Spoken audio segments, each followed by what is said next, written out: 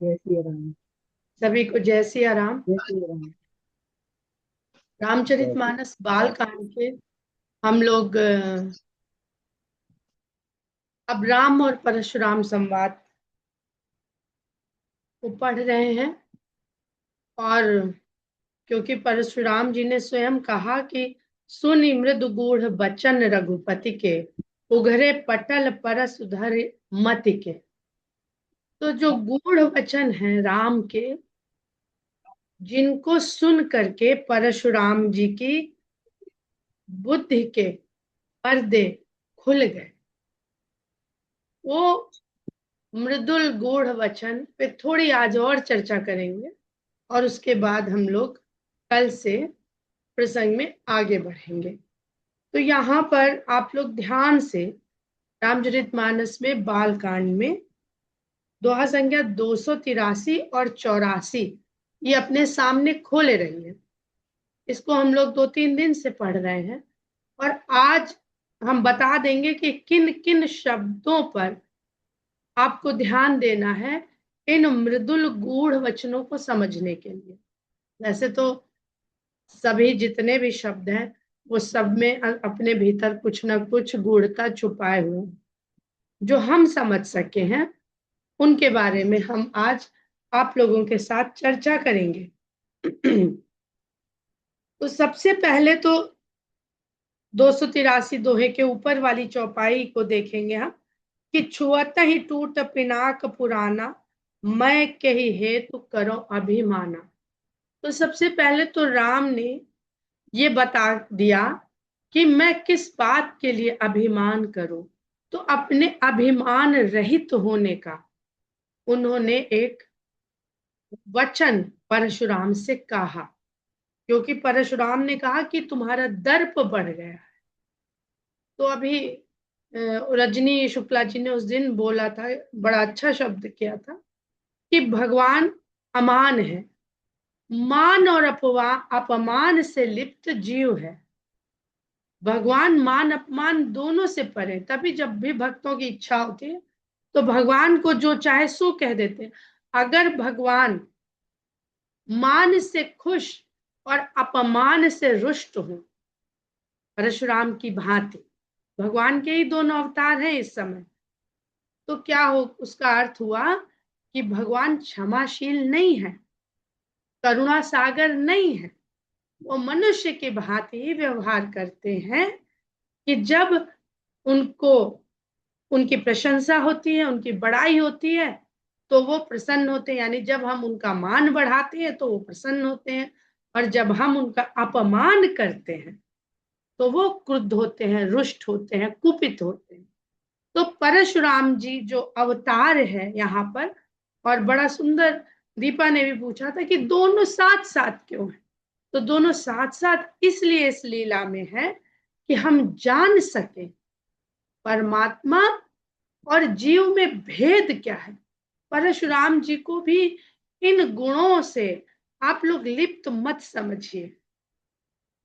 अगर भगवान राम एक लीला कर रहे हैं तो सामने वाला जो प्रसंग है वो स्पष्ट कब होगा, जब उसके साथ जो भूमिका कर रहा है वो भी अपने पक्ष को अच्छी तरह से प्रकट करेगा। तो उसका रिजल्ट क्या है इस संवाद का, वो तभी तो निकल कर आएगा। और हमारे भीतर ये मान अपमान और हर्ष और क्रोध ये दोनों चलते हैं ना। तो बहुत सुंदर ये प्रसंग है और आप लोगों के प्रश्न और भी सुंदर थे, जिन्होंने इस तरफ ध्यान तो खींचा कि दोनों साथ क्यों। अब साथ हैं तो हमको यहाँ पे दिखाई क्या दे रहा है, हमें जय और पराजय, दो चीज दिखाई दे रही है। ये जीवों के लिए है, इन्हीं दो में फंसा रहता है जीव, जय और पराजय। जैसे राम और परशुराम के मध्य परशुराम को क्या दिखाई दे रहा है, जय और पराजय, मान और अपमान, यही दिखाई दे रहा है। तो ये गूढ़ता क्या है जो राम और परशुराम आपस में बात कर रहे हैं। और कहते हैं कि जो हम निंदरहि विप्र बदि सत्य सुनहु जिगुना। तो कहते हैं अब सत्य सुनिए, तो हम यहाँ पर राम के रामत्व को देखेंगे और राम के सातत्व को, जो सत्य है, परम सत्य है। राम ही परम सत्य है। और सत्य, हम लोग संसारी लोग क्या कहते हैं, सच तो कड़वा ही होता है। नहीं, अगर राम सत्य है तो फिर सत्य कड़वा कैसे होगा? परम सत्य तो राम है, तो सत्य कैसा होगा? सत्य होगा, सत्य सुनहु भृगुनाथ और सुनि मृदु गूढ़ बचन रघुपति के। तो सत्य कैसा होना चाहिए? सत्य का वास्तविक स्वरूप क्या है? कि वो मृदु है, कोमल है। सत्य कड़वा हो गया तो फिर कोई सत्य को धारण नहीं करेगा। कोई सत्य को, कड़वाहट किसको चाहिए? तो ये भी बहुत सुंदर है, जो आप दोहा संख्या 283 में, सत्य सुनो भृगुनाथ। तो सत्य सुनने की क्षमता और सत्य को समझने का बुद्धि में विवेक, और वो कहा कैसे जाए, सुनी मृत गूढ़ बचन रघुपति को। सत्य जब भी कहें मृदुलता से कहें, कठोरता से नहीं कहें। जो जो बिंदु हम अभी बात कर रहे हैं, फिर उसके बाद हम थोड़ी और इसकी तुलनात्मक करेंगे। और भगवान कहते हैं, सत्य सुनो भृगुनाथ, तो अस जग को जग सुबट जई भय बस ना वही मात। तो भगवान अपनी निर्भयता को बता रहे हैं। भगवान ही सबसे बड़ा जो निर्भीक है, वो ईश्वर है। हमें ये हाथ हमें तमाचा मार दे किसी को तो सामने वाला डरेगा, हम अपने हाथ से नहीं डरेंगे। एक बॉक्सर अपने मुक्के से नहीं डरेगा, क्योंकि वो पंच बॉक्सर के मुंह को कभी नहीं मारेगा कि उसका जबड़ा टूट जाए। तो कहते हैं, तो सबसे सारा संसार ही भगवान स्वयं है। ध्यान दीजिएगा, सारा संसार तो भगवान स्वयं है। तो वो अपने संसार में डरे किससे? जैसे हम अपने हाथ से पैर से नहीं डरते, तो भगवान इस संसार में किसी से नहीं डरते। मस्तक नवाते हैं, किसके आगे मस्तक नवाते हैं? तो वो भी बताते हैं। और समबल अधिक हो बलवाना, मेरे समान बलशाली हो या अधिक हो, तो उसमें देव धनुज भूपति भटनान। देव तीनों लोगों के बता दिए, देव, धनुज, भूप, पृथ्वीलोक, स्वर्गलोक और पाताल लोक, जहां रक्ष संस्कृति का वास है। तो इन तीनों जगहों, ये सब मेरे ही लोग हैं। वो कह नहीं रहे हैं, इसीलिए मृदुगुण, क्योंकि अगर वो कह देंगे कि ये मेरा है, तो परशुराम और राम में फिर अंतर क्या हो गया? वो मेरा मेरा वो कर रहे हैं, मेरा मेरा ये करने लगेंगे। तो ये गूढ़ता है इस वार्तालाप के अंदर। और जौरन हम ही पचारे को लरहि सुखेन कालुखिन हो, क्षत्रिय तनुधरि समर सकाना, कुल कलंक उत्ते ही पावराना। अब यहाँ पर हमको दो गुण दिखाई दे रहे हैं, छात्रत्व और ब्राह्मणत्व। म्यूट रखिएगा। लेकिन इस छात्रत्व और ब्राह्मणत्व में जब तक भेद है, जहां पर भेद है, तेरा मेरा है, वहीं पर मोह है। मेरा मेरा मोह पैदा करता है, और मोह क्रोध पैदा करता है, क्रोध भ्रम पैदा करता है। तो ये छात्रत्व और ब्राह्मणत्व में एकत्व का दर्शन होना है। जो हम लोग पूरा प्रसंग पढ़ चुके हैं, इसलिए अब हम सारी बातें कर रहे हैं, जहां पे परशुराम ने स्वयं को समर्पित कर दिया। तो एकत्व, राम और परशुराम एकत्व को प्राप्त हुए। अब यहाँ पर और आगे बढ़ते हैं। तो अभय होई जो तुम्हें डराई, मैं आपके आगे शीश झुका रहा हूं। इसलिए नहीं झुका रहा हूं कि मैं बहुत बड़ा निर्भीक हूं, आपसे डर से शीश झुका रहा हूं। ये मेरी निर्भीकता तो आपके कारण है, क्योंकि संसार में भगवान के बारे में वेद ने बताया, और वेद के भरे हुए ज्ञान को जो संसार तक पहुंचाए, यानी ईश्वर तत्व को जो बताए, वो ब्राह्मण। तो इसलिए मैं यहाँ, भगवान अपनी सत्ता नहीं बता रहे हैं, पर भगवान की ही सत्ता का अर्थ ही होता है जो सत्य हर जगह व्याप्त है, वही सत्ता है। पर भगवान की इस सत्ता को जो बताने वाला व्यक्ति है, तो भगवान कह रहे मैं उसके आगे शीश झुकाता हूं कि मैं अभय, मुझे अभय इतना बड़ा बनाने वाले तो आप ब्राह्मण लोग हैं। मैं तो बड़ा छोटा, ये सबसे परे हूं ही नहीं कुछ ये सब में। तो सुनि मृदु गूढ़ बचन रघुपति के। अब आगे जो जैक पर हम लोग बात करेंगे, वहां से ये गूढ़ता और प्रकट होगी। उगरे पटल परस धर्मति के, राम रमापति कर धनु ले। अब परशुराम जी राम को रमापति कह देते हैं। तुम ही राम हो, राम रमापति। अब यहाँ पे राम में देखिए एकत्व तो बनने लगा, एकत्व तो बनने लगा। राम परशुराम, गोस्वामी जी ने परशुराम को राम लिख दिया और राम को रमापति लिख दिया, तो एकत्व तो हो गया। ये भी राम, ये भी राम। राम ने राम को, राम राम को जिता सकते हैं, राम राम से हार सकते हैं, राम राम से जीत सकते हैं? नहीं। इसको ऐसे समझिएगा कि अगर हम स्वयं बैठ के शतरंज खेल रहे हैं, एक चाल हम इधर बैठ के चलते हैं, दूसरी चाल में हम उधर बैठ जाते हैं, उधर से चलते हैं, और इस तरह हम 2-3 घंटा शतरंज खेल के अपना मन बहला। ठीक, एक ही है, हम एक ही हैं, कोई है ही नहीं मेरे साथ संसार में, तो मन बहला रहे हैं ऐसे। तो जब तक हम दोनों तरफ हम ही है खिलाड़ी, तब तक बढ़िया है। बैठते बैठते कहीं हमको देख ये आ गया हमारे मन में, हम जीव की बात कर रहे हैं कि इस कुर्सी वाले हम हैं और उस कुर्सी वाला मेरा साथी है। कोई भी साथी का नाम ले लीजिए, सुनीता, कविता, पुनीता, सरिता, सविता, कोई भी। तो अब हमारे भीतर एक भेद पैदा होएगा जरूर, कि हम वो चाल चलेंगे कि विनीता जीते, और सामने जब सरिता की चाल पे बैठे तो सरिता की चाल कमजोर पड़ जाए ताकि हम जीत जाए। लेकिन जिस क्षण विनीता को यह एहसास हो गया कि नहीं भाई, हम ये कर क्या रहे हैं, विनीता भी हम ही है और सरिता भी हम ही है, तो उस समय हम जय विजय से मुक्त हो गए। हम जय, दोनों तरफ से हम ही जीतेंगे, दोनों तरफ से हम ही हारेंगे, तो जय विजय जय पराजय से मुक्त हो गए ना। तो परशुराम उस अवस्था को प्राप्त हुए कि जय पराजय से मुक्त हुए, क्योंकि उन्होंने देखा कि ये भी हम हैं। राम तो शुरू से देख रहे हैं ये भी हम हैं और तुम भी हम हो।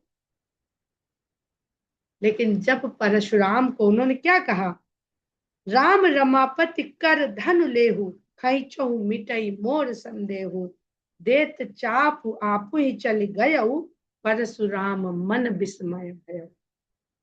अरे ये तो मैं ही हूं, तो अब स्वयं से हार जीत कैसी?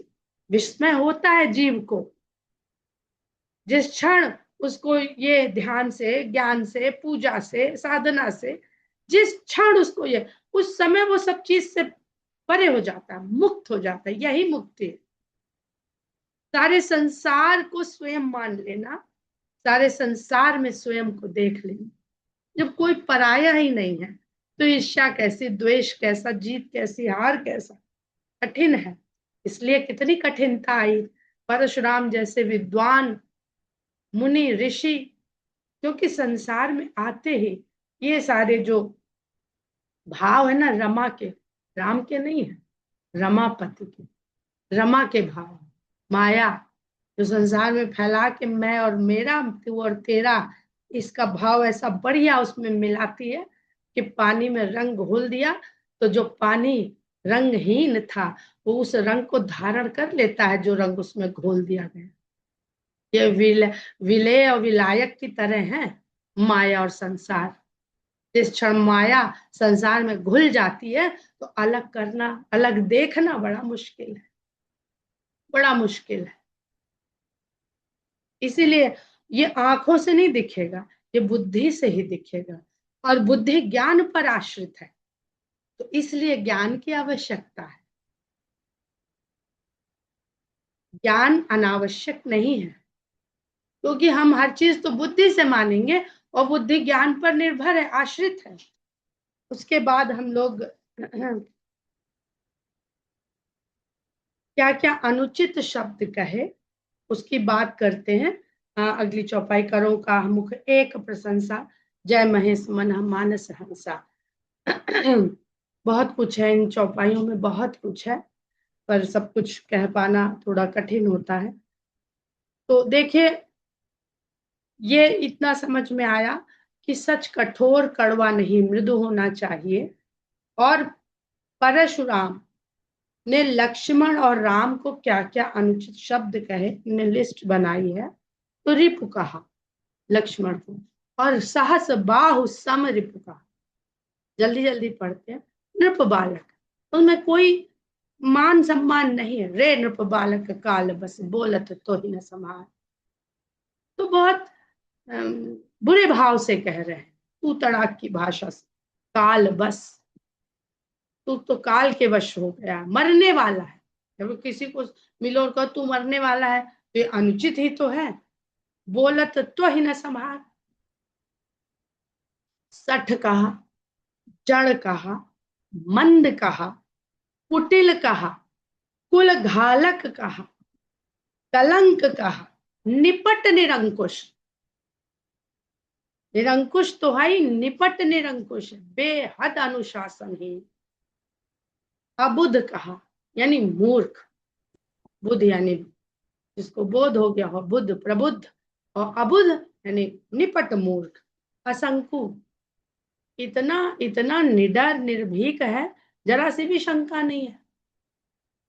कटुवादी कहा, वध योग्य कहा, अपराधी कहा, गुरुद्रोही कहा, पापी, नीच, मलिन मन वाला, विषैला, बैरी, चढ़, मरने वाला, खोटा।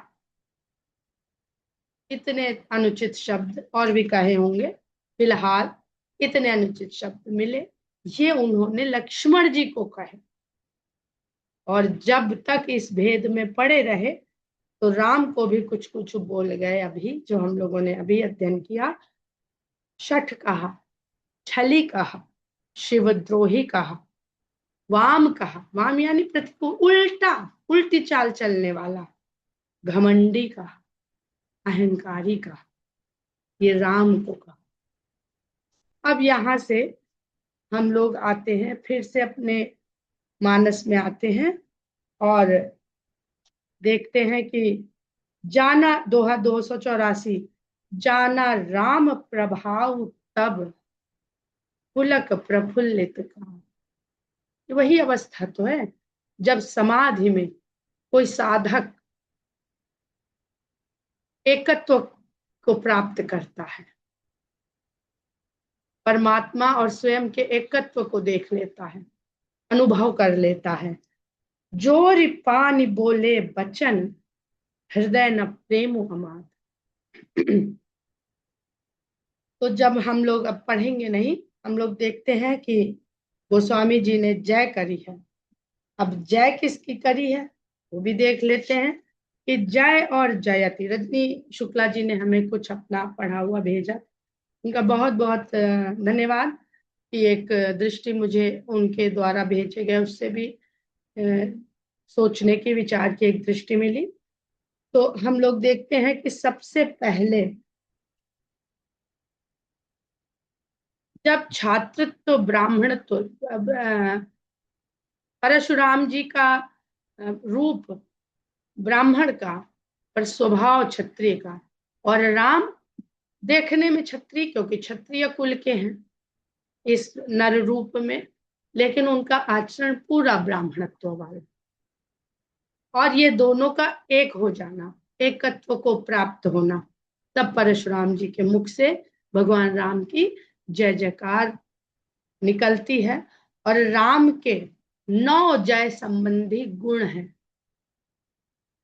वो क्या है उनको हम देखते हैं। और ये आप लोग खुद से देख लीजिएगा कि जो 9 गुण भगवान राम ने परशुराम के यानी ब्राह्मण के भीतर होने चाहिए, वो सब भगवान के भीतर विद्यमान हैं।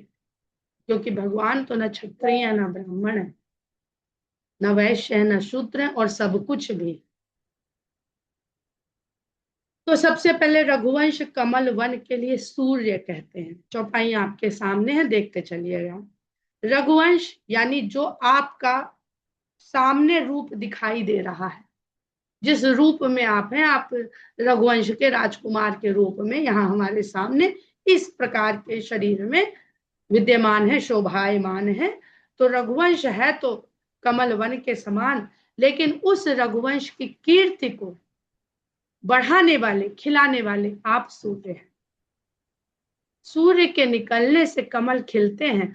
तो आप जब इस कुल में अवतरित हो गए, तब ये रघुवंश और खिला, ऐसा खिला कि आज तक उसका नाम रघुवंश, रघुनाथ, रघुराई, आज भी लोग, तो देखिए राम का नाम नहीं शामिल है उसमें, इसमें रघुवंश का प्रताप हो रहा है। तो इस वंश को आपने प्रताप प्रदान कर दिया। जबकि गोस्वामी जी ने तो यही लिखा ना कि राम नाम मणि दीप धर, लेकिन कितने भजन हम लोग गाते हैं जिसमें राम का नाम होता नहीं है। तो इससे ये समझिए कि रघुनाथ कहने से भाव हमारा राम का ही। हेलो। तो उन्होंने अपने वंश को भी वो भगवान तो जहां खड़े हो जाएंगे, जहां जुड़ जाएंगे, वहां एकत्व ही हो जाएगा, है सब जगह, हमको दिख जाए, हमको अनुभव हो जाए। और रघुवंश के लिए बताया, यानी रघुकुल के लिए आप सूर्य के समान है। तो सूर्य की अग्नि तो प्रचंड है, वैसे चंड माने भी सूर्य होता है, और प्रचंड यानी परम चंड है। थोड़ा सा गर्मी का मौसम हो जाए तो जला देती है। तो राक्षस कुल के लिए आप वो उसको जलाने वाली अग्नि है। गहन धनुज कुल दहन कृषाणी। तो सूर्य की अग्नि दोनों काम करती है, प्रकाशित भी करती है और जलाती भी है। तो किसको जलाएगी और किसको प्रकाशित करेगी, ये जयकार करते हैं परशुराम पहले, यानी उनके मनुज रूप की ही वो यहाँ पर दर्शन कर रहे हैं। और फिर कहते हैं सुर विप्र धेनु हितकारी।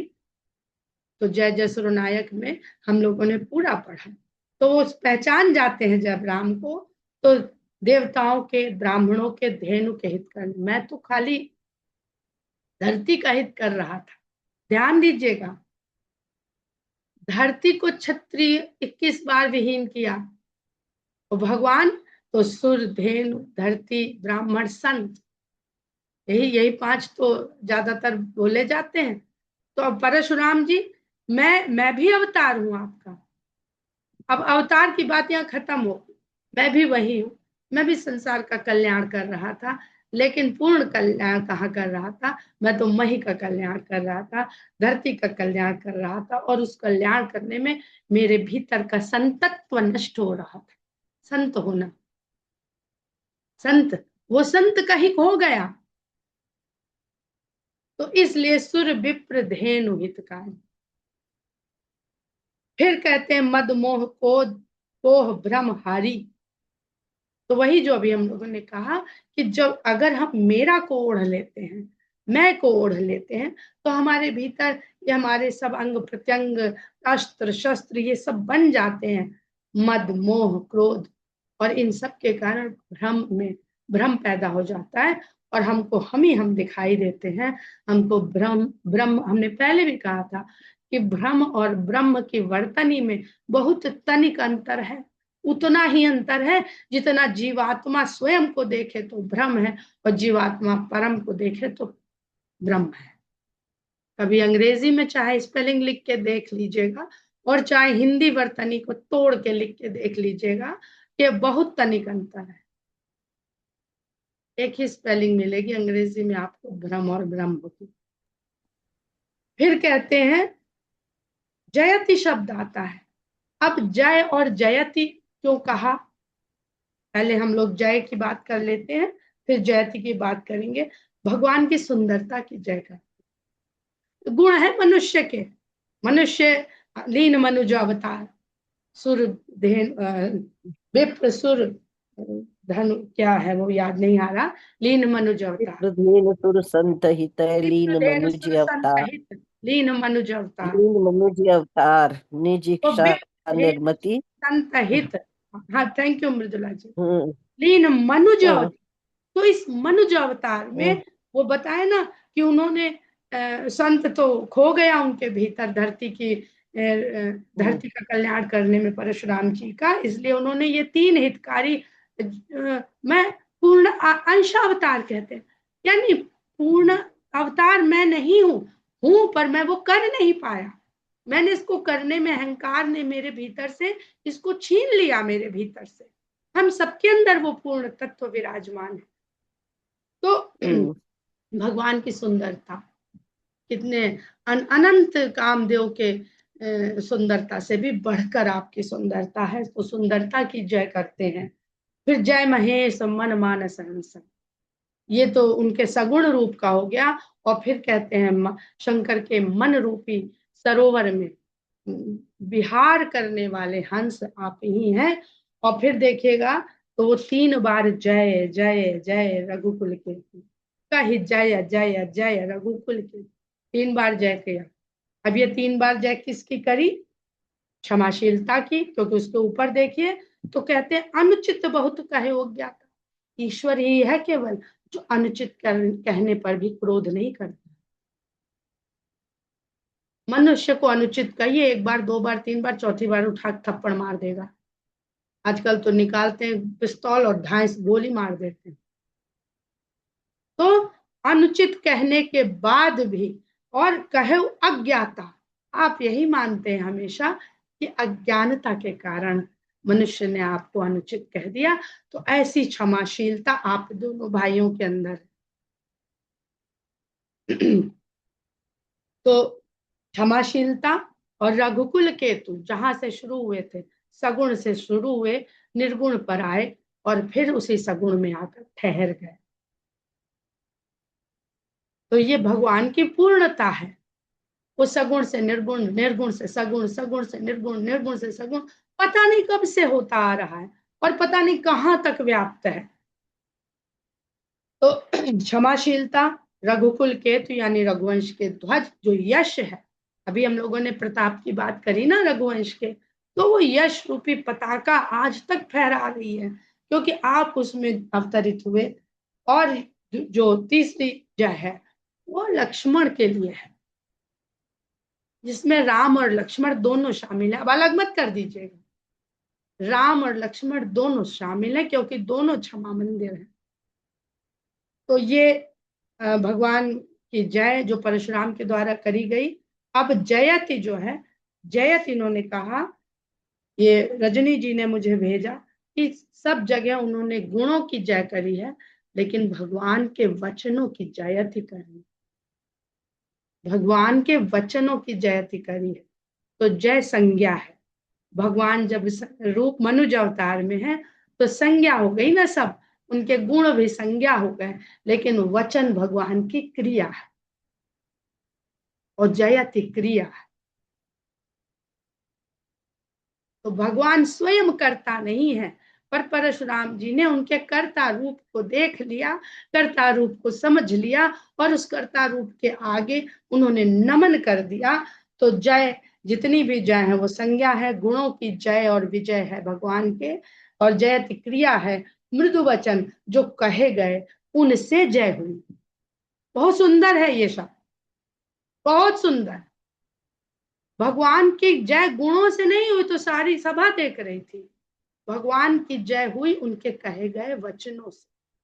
परशुराम के हृदय को जीता उन्होंने। तो धनुष और वचन, अब ये 2 चीज को समझिए इस सभा में, धनुष और वचन।